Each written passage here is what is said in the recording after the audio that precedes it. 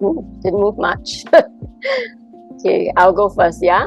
Mm. Was there a moment in your life when you realized you'd been taught to hide what you were actually feeling? What was that moment? I guess when I was a kid lah, you know, when you're not happy about something, angry at parents that you did not get what you wanted. I remember that, like, if that little tiff happened to occur just before we were going to meet company, then my mother will say, okay, you're not going to talk about that. You're not going to pull a long face. Yeah, you're just going to behave yourself. Because this is got nothing to do with other people. Yeah. So, yeah. So there were moments like that in childhood when I had to just shut it up for that time. And then later you can go and grumble and quarrel again. Yeah. Okay. That's a really nice way that your mom managed it. Do you think? Yes. Okay. Because most parents is like, shut up, don't talk about it, don't ask me again. If you ask me again, you're going to get whacked. Yeah. Okay. So that's a really nice way to tell you that there is boundary. Like, you don't talk about this when other people are here. When they leave, we can talk about it again. Yeah. So that's a really nice, a healthy way lah.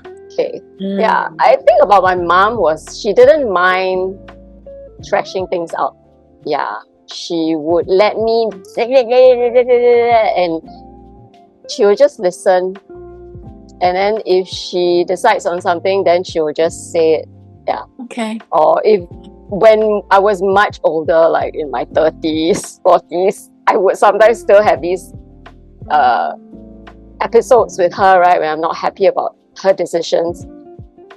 Then she will just listen, and then she'll just like, she won't even say anything. She's like, whatever, you can say what you want, I'm just gonna do what I want. Yeah. Okay. That's when you but she would allow me to vent. Yeah. Okay. That's not common. So, okay. Yeah.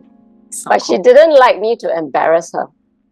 So don't you dare like let other people know there's this issue between us. Yeah. It's very embarrassing. Yes. Yeah. Of course. I think that's quite normal lah. That's also boundaries lah. Yeah. Okay. Yeah. That's good one. Ooh, I got that question. MenToo. Movements like MenToo are trying to create space for men to talk about money, fatherhood, and relationships without shame. What's stopping that conversation from happening naturally at home or among friends? Well, I'm not a man, but I can't reply this from a position of a man. But from what I observe, it doesn't happen naturally because their parents do not talk about these things. They do not talk about. It's still very an old-fashioned way of looking at men, right? Like, you don't talk about, these sort of things. And if we're looking at a Singapore context, the older generation parents will never tell their kids that they love them, right? It's always through action. Like, okay, I provide you with a home because it's love. However, that is being weaponized as well. Right? That can be weaponized, like, oh, you're ungrateful, I work so hard. So, these sort of things that emotionally immature parents say can shut things down. And so that's why it doesn't happen naturally. And I think with friends, when I watched the episode on Yah Lah But where they invited the guy, the founder of the guy, right? One of the things that he highlighted was that in conversations with friends, male friends, right? Let's say they meet at a pub, they will not be talking about anything like their problems. More often than not, Even when it comes to their sex life. And he also highlighted that women will talk about it. Like if they're having difficulty or something, in their sex life, they will talk about it with their girlfriends, but men will not. And I think it has a lot to do with how men, the image or the self-image and the image they want to portray out to the world, right? It's very, I think, macho. Yeah. Cannot be vulnerable. Yeah, they cannot be vulnerable. They will not share that. They will not. Yeah, to them is a big deal to if they even share. And that's why maybe they feel safer sharing with a female friend. I feel like some things they will talk about with their female friends, but they will not talk about with their men friends. But the problem with talking with their female friends is they become closer emotionally, and then the trouble can start right where they form this bond, which is that's why for men it's so important to seek professional help. Even if you have a female therapist, right? You are paying her, so you are professional. You're not you're not going to form this bond. Yeah, so it's very for men. Yeah, is it like pride, male pride? I think it's in their DNA. For some strange reason, it could also be maybe traditions or culture, right, carried down. But I do find that the younger men have no problem talking about things like that, their feelings, sharing, so the younger men, as in like those in their 20s, the Gen Zs. But when you reach a certain point, right, the age, suddenly it just, they don't really talk about it anymore. It's like boys don't cry. Very girls cry. But now we accept men can cry. Men should cry. It's human. Yes. I just heard someone telling me yesterday about her husband. Her husband's a doctor, and how as a houseman life was very, very tough, right? And she said, my husband will never cry over anything. Maybe if our child died, he would cry, but otherwise, no.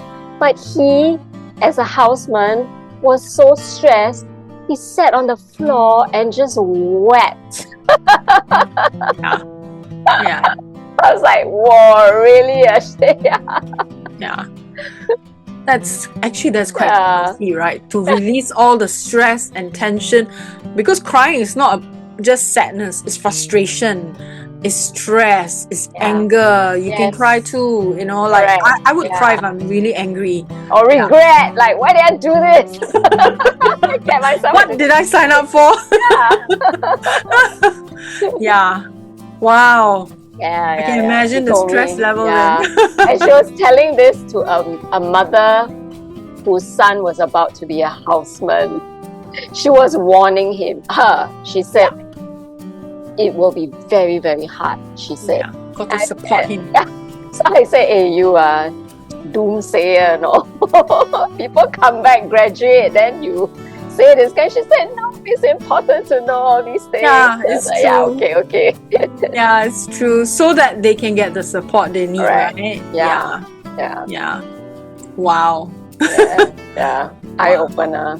And I think maybe because of all these social and cultural programmings, women tend to deal better with stress than men. Because I think we are very able to acknowledge our feelings and the difficulties, our struggles, but men find it so hard, and that is half the battle one, acknowledging it, right? Yes. Owning it, right? Yes. Completely. Oh, I didn't get a MenToo. Is it? Yeah. What's a rule from your 20s you've now completely and gleefully broken? Wow, did I have rules?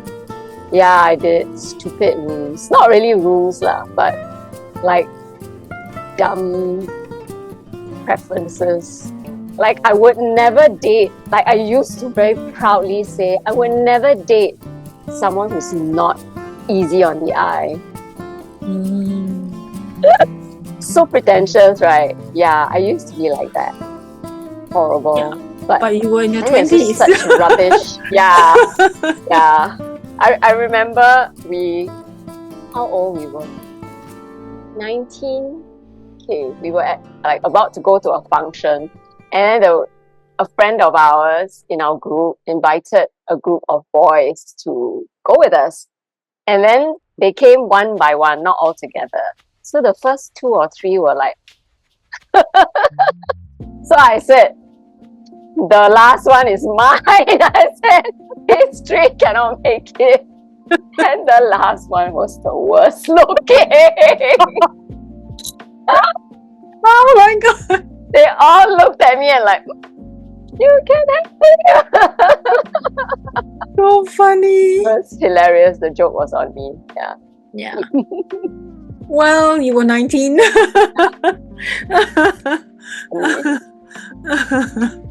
That's funny.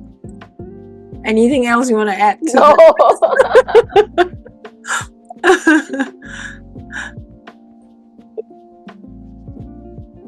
No. If you had to give your current era of your life, era of your life, a nickname, what would you call it? Oh my god. What will I call it?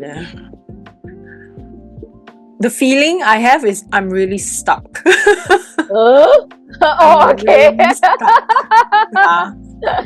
Yeah, I'm stuck. I don't have freedom. Yeah. Oh, okay. Yeah. Yeah. I mean, I'm bound by so many things at the moment, right? Like, you know, yes. my parents, my No. elderly dog. So my time is so, I have to make do, right, with how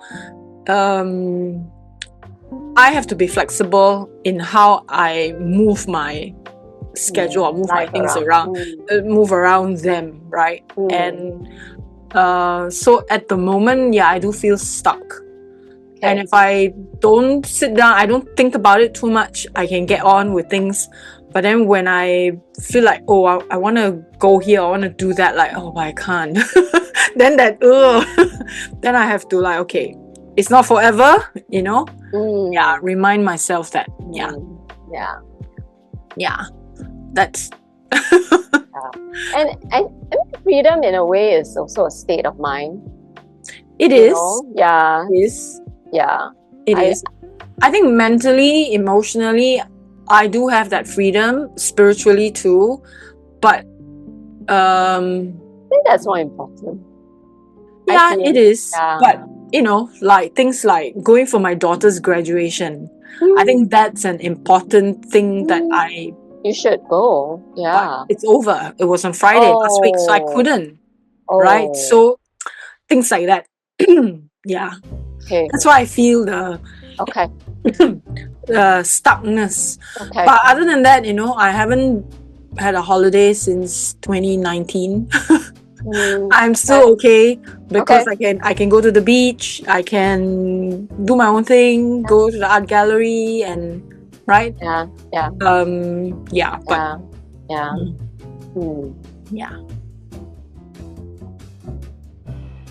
What's the habit of possession from your youth? Oh no, you secretly still can't let go of.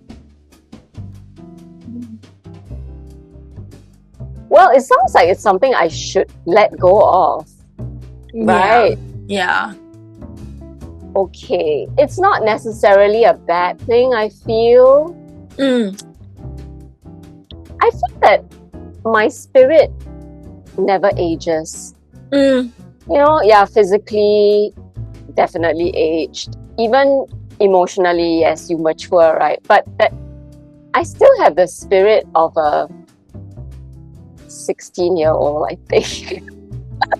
I may not do the things that typical, 16-year-olds do, but like when I choose things, I don't always choose the most appropriate, just because it's appropriate. I choose it based on my heart. And my heart is 16. So, so I think it's that spirit that Okay. I can't let go of it because it's part of me. Yeah, I just cannot. It is ingrained. It is. Some people are just forever young in that way. Yeah. Or maybe people say, oh, you never grow up. You know, whatever, however you see it, good or bad. Yeah. Yeah. So when you say you choose things from the spirit of a 16-year-old, like what kind of thing? Yeah. Like if I were to, like when people say, okay, there are these 5,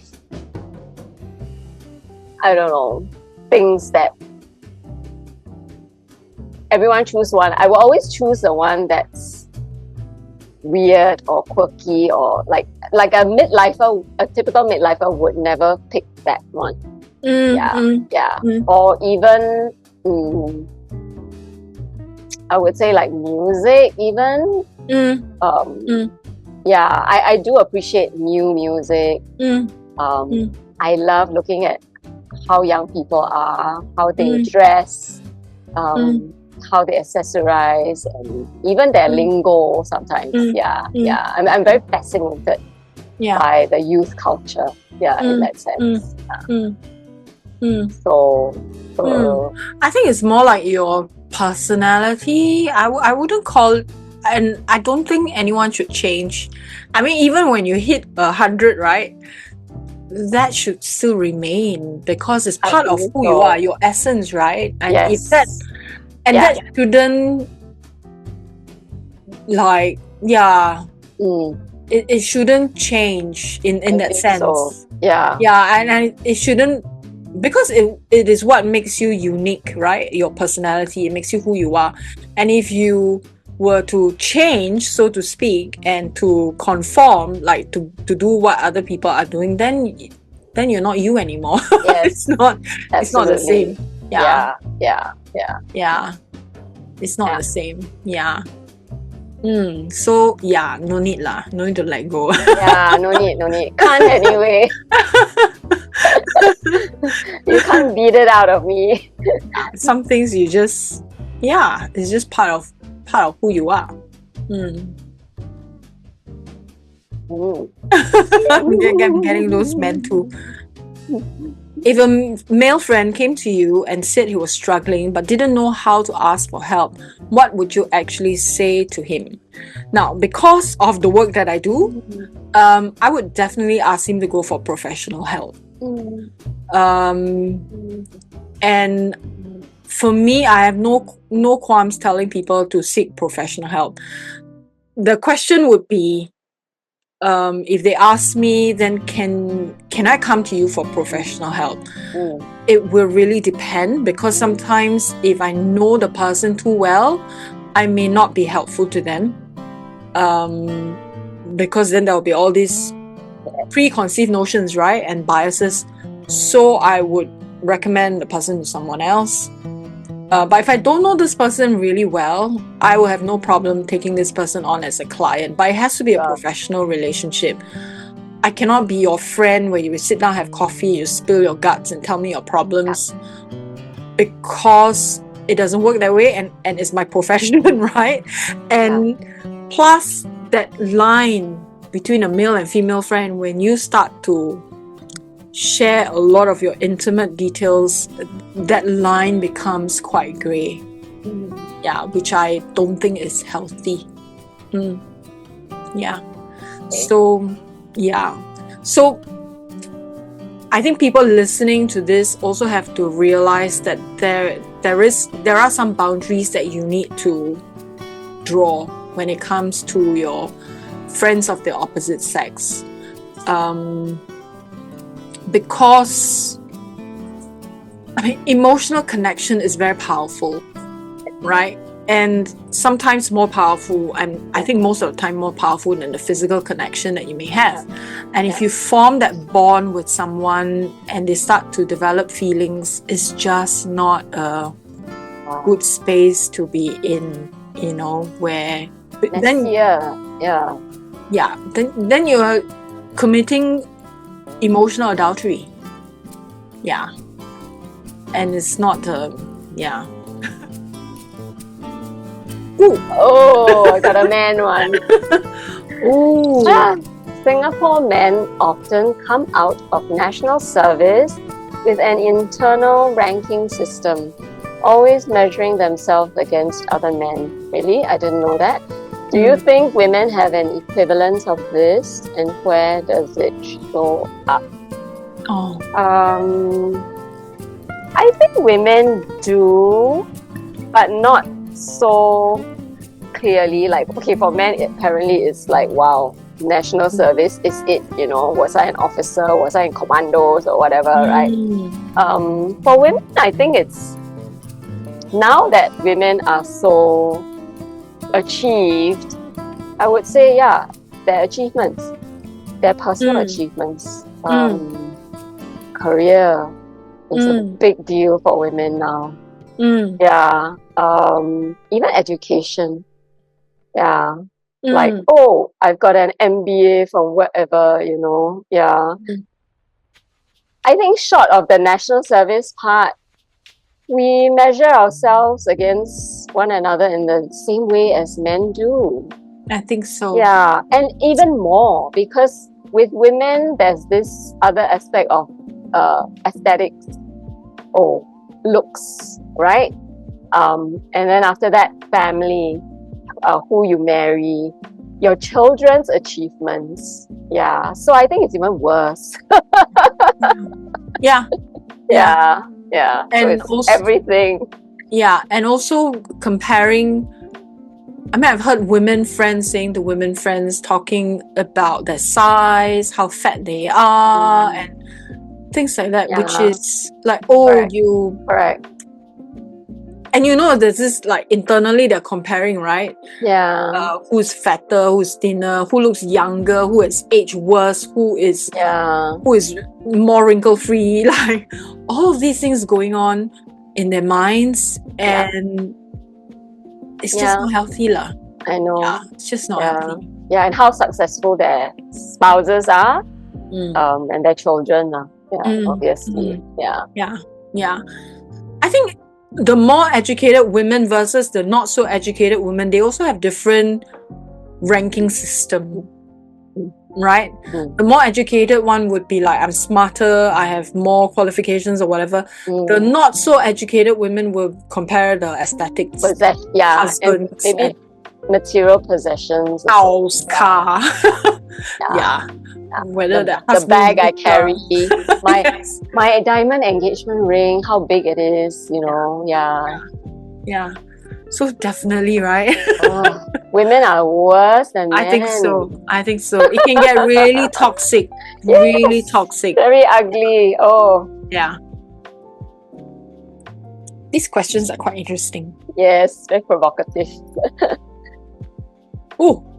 It's the most ridiculous thing you've Googled at 2 a.m. recently. I don't wake up at 2 a.m. to Google. I sleep. I don't remember the last time I woke up in the middle of the night to Google something. Maybe the last time I did would be like something happened to one of my pets, like they're throwing up or they have funny symptoms, then I would be Googling.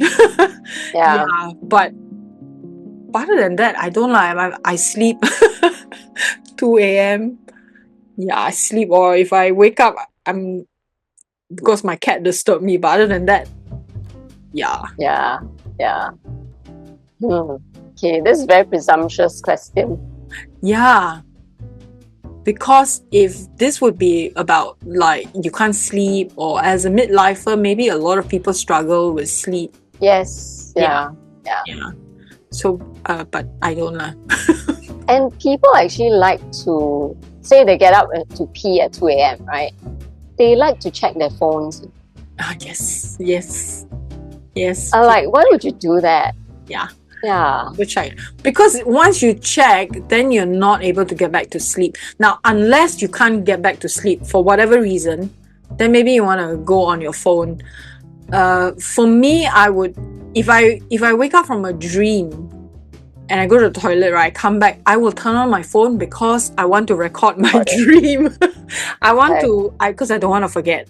Sure. And that's different. Yeah, that's when I would do it. But if not, no lah. Yeah, you won't check for messages. No. Yeah. Like, who's gonna... Even if I know someone texts me, I'm not gonna look at it. Correct. Correct. Yeah. Yeah. Yeah. Oh, You got another man one. Do you think men and women experience loneliness differently in midlife? What have you noticed? I suppose they must, the experiences must be different. I don't really know for men. Yeah, I've never really spoken to any guy about loneliness. In fact, many of the men I know are married. So, okay, they could still be lonely. I don't know. I really don't know. Yeah. Okay. Yeah. So, for women, very easy. They're very company seeking, I find, in general. They like to converge, be very community spirited, right? But then again, yeah, you can still be lonely if people don't really connect well with you and they don't understand you, your point of view, your values, right? But I think women are quite relentless about seeking company that satisfies. I think for them, that's a big issue in life. It's very important, a priority. So they will keep looking. Yeah. Whereas men may just accept it. I don't know. Like, okay lah, this is my lot. I'll just do the best I can. Yeah. Yeah. Whereas women will seek out company that they can engage very well with, that resonate with them, right? Yeah. So that's my observation. I think women in general will seek out events like networking events, social events. They will go. And for men, it's a different agenda. If they go for social events, it's more like looking for someone to hook up with if they're not married. And you will see that those lonely men, you will see them at pubs and bars drinking. Oh yeah? Alone. And they don't have a problem sitting there drinking alone, not talking to people. They just want to drink. They just don't want to be alone. So that's why you will see more men than women drinking alone at pubs or bars and things like that. Sure. But actually, increasingly, there are single, like solo women drinking, having like a beer or a glass of wine by themselves, and usually reading a book. Because my daughter worked part-time when she was in Singapore, right, at a pub nearby. So I went there to have dinner. I had my laptop with me, and I had a beer. I had my laptop, and I was people watching as well. And there are single women, they will have a book or they'll be on a computer. They are alone and no problem. But they're doing something. Like maybe they want the noise or whatever. But the men who are alone, they are just staring into space and drinking, and they look very sad, which is very different kind of. Just waiting, just not proactive, just inactive. Inert. Yeah. But the women is almost like they're there for a purpose. Like, okay, I'm here to work, I'm here to read my book, and I just want a drink. But the man is just looking around. Very different behavior. Okay, do the women do things because they want to be left alone? So it's like a signal also, right? I think so. Yeah.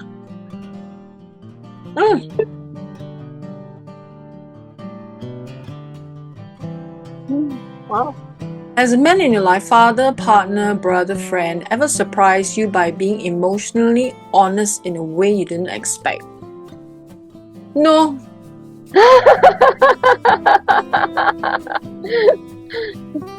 No.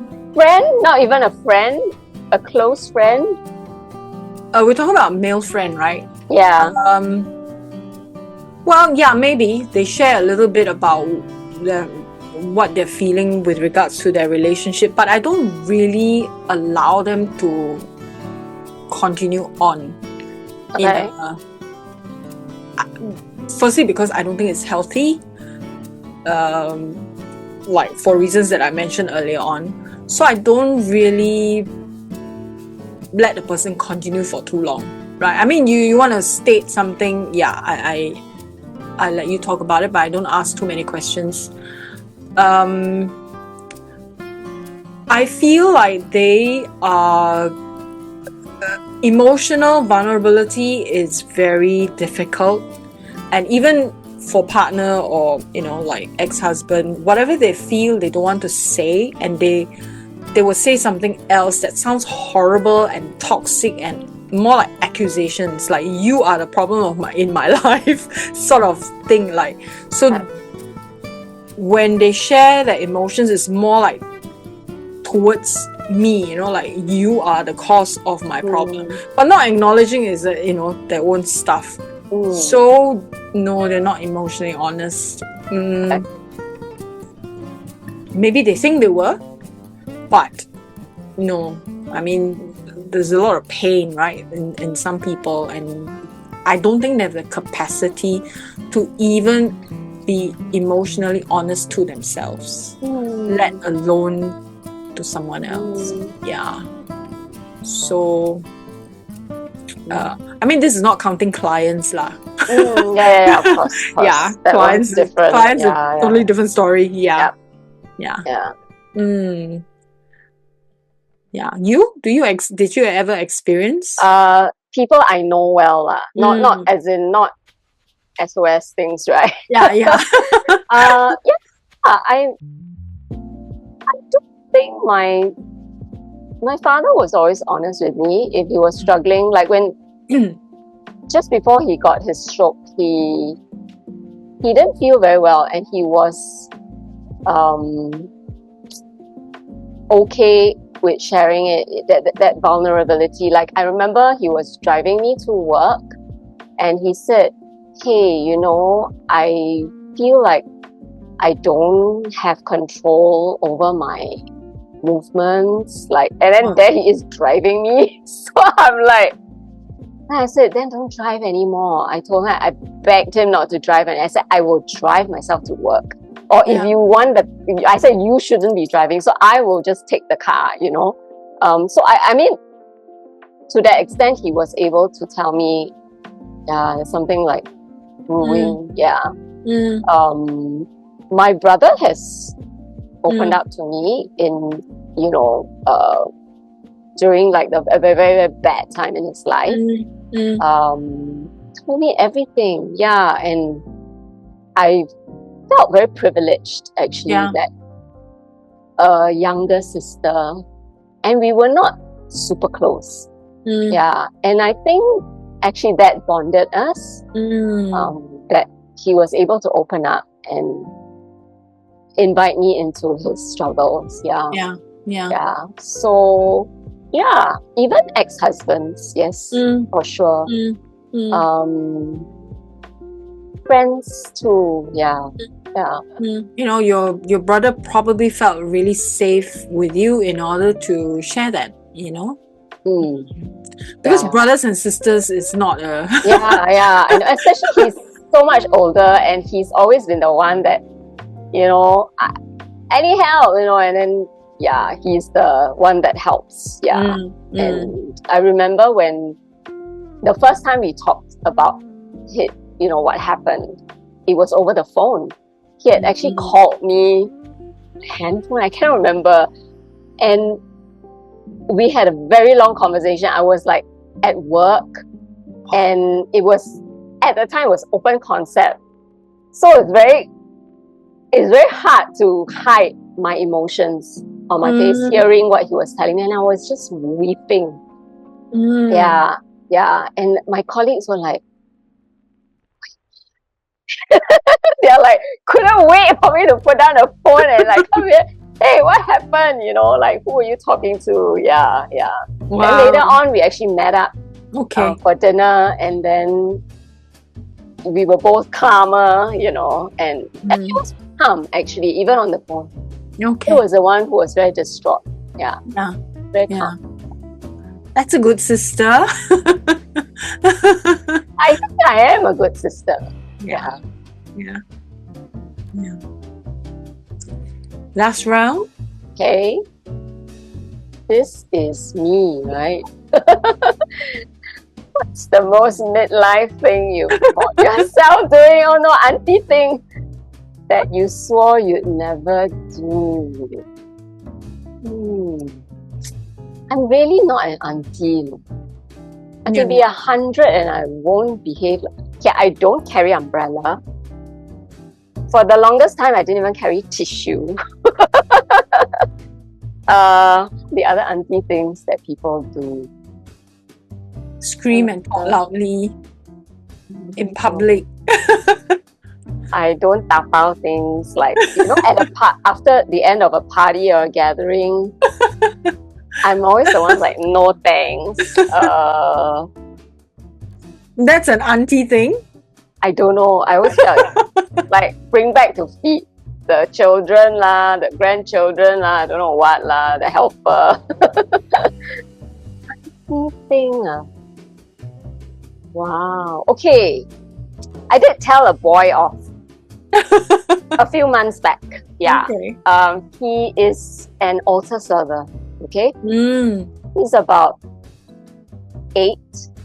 Okay. No, sorry. I'm wrong. He's 12. He later said that he was 12. Yeah, he is 12. He is an exemplary altar server. Like I attend, Monday is always evening mass and he's always serving. His posture is perfect. His movements are perfect. His gown is always the most crisp and the fit is perfect. His haircut is all like, cannot find any fault with him, and the way he serves.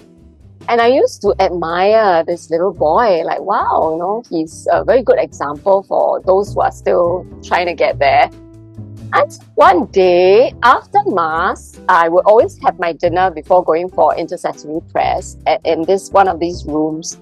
And there is a table soccer thing there, that one fine day he went to play after his service, right? Out of his gown, he was in his plain clothes. He was such a ruffian. I tell you, I was shocked. The things that came out of his mouth.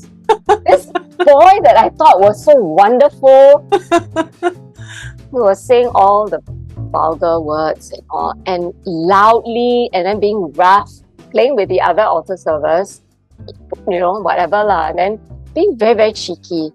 So I couldn't take it anymore. I just turned to him and I said, do you mind?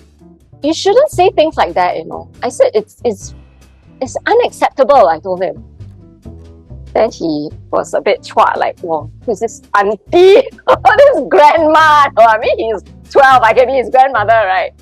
Yeah, so he was very shocked. So now every time we see each other in that room, he's much better.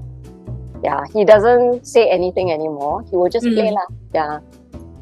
Yeah, but he won't make his comments. It's good. Shocking, right? And I told someone else, I said, yes, I know he's a boy, he's 12. It's very typical. They think they're being very smart, but he's an altar server. I'm sorry. You have to hold yourself to a higher standard. You are serving at the sanctuary. No, I cannot accept it. I was actually considering telling the head of his ministry about him, that you need to know this about this boy and you need to set him right, because he cannot have two faces. That would be an auntie thing to do. You think so? Yes. Can you have two faces? It's being two-faced. But he's only 12.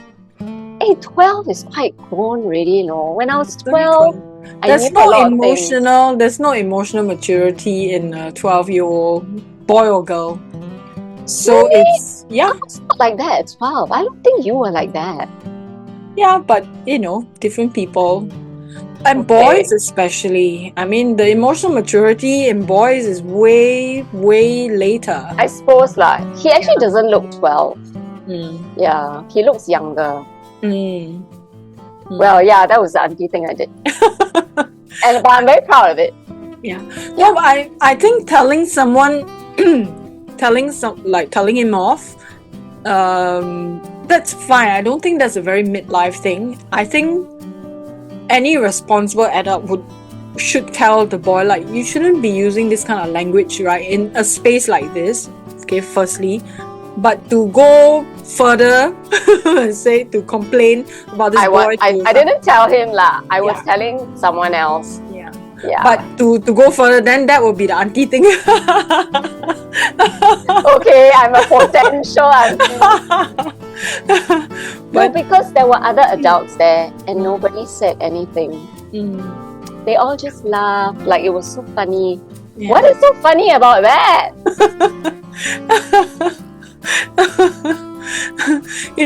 This morning I was just thinking about this. I wondered if anyone has ever called you auntie. Oh, as in me, yeah. Yeah. My nephews call me auntie. I mean, strangers. Oh, like auntie in like auntie at my seat. No, I reached the point where people call me 姐, Jie, yes. Yeah. Or ma'am, right? Call you ma'am. Yeah lah. I guess the very formal service people, yeah. But the hawkers, yes, I've been called 姐 quite a few times. Or 姐姐, which I think is quite sweet. Yeah. Yeah. Okay. Because I thought about it also, like, for myself. I'm trying to, and I think maybe people are, in general, maybe more polite than when we were younger. Because when we were younger, we call anybody. Yeah, anything. Any call, no, yeah. But I realized no one calls me auntie. Like, and I wonder, are they being polite? Or do I look very fierce that they dare not call me auntie or whatever? I don't know. So yeah, it made me wonder. And maybe I don't know. Maybe auntie has a certain look, so they will call certain types with a certain look auntie. I don't know. I'm just guessing. Because I wondered. I think so. I think it's the outlook. Yeah, the packaging, right? They're like, no lah, this one cannot call auntie lah. Like a bit weird to call her auntie, right? Yeah. Could be behavior, right? Yeah. Yeah. And attitude. Auntie is an attitude. Yeah. Yeah. There's and the some way they very speak. young women who are like, oh yes. Yes. Yes, very auntie some. Wow. Yeah, they're still young. In their 30s, oh 30s, my God. Yeah. Absolutely, 30s only. Yeah. And they look young. You can tell they are very young. Yeah. Yeah. That's true. Yeah.